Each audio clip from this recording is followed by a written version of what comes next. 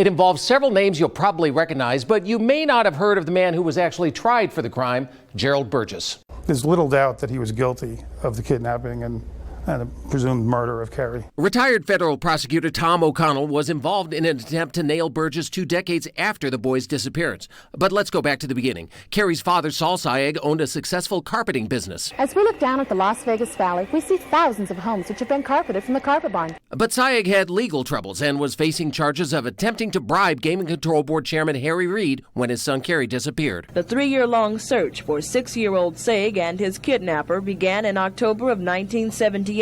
When he was taken from Albert Einstein Hebrew Day School. A ransom call for $500,000 was made shortly after the disappearance, but the family has received no further calls. The voice on the phone sounded like family acquaintance Jerald Burgess, who would later do time for unrelated swindling and sexual assault charges. Guilty or not guilty? Not guilty. And it was the defendant, Jerald Burgess, who told close family friend Oscar Goodman where to find that shoe. Burgess claimed to be in touch with the kidnappers then. And Burgess had responded to a reward offer from Las Vegas Sun publisher Hank Greenspun, who wore a wire. I want to go now. You and I and Tim here will go pick up the kid.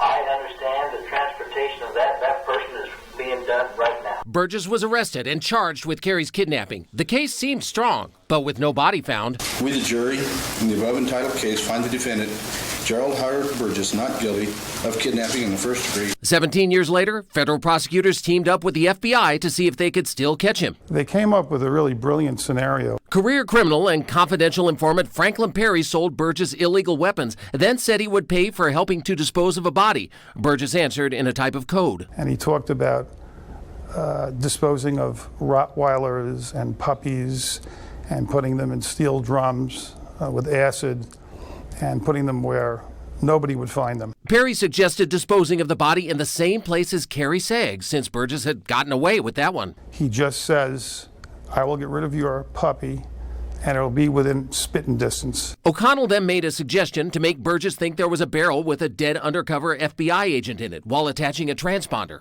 Have Perry tell him, look, they're searching my house. This barrel was in my storage shed. I know they're going to be coming from my storage shed.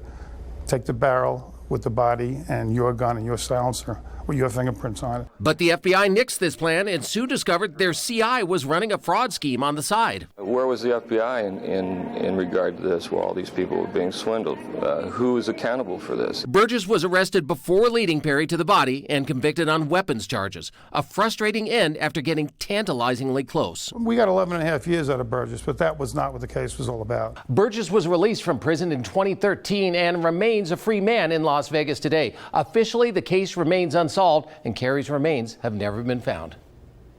Wow, so many stories here in our city over the years. Right, for sure. All right, let's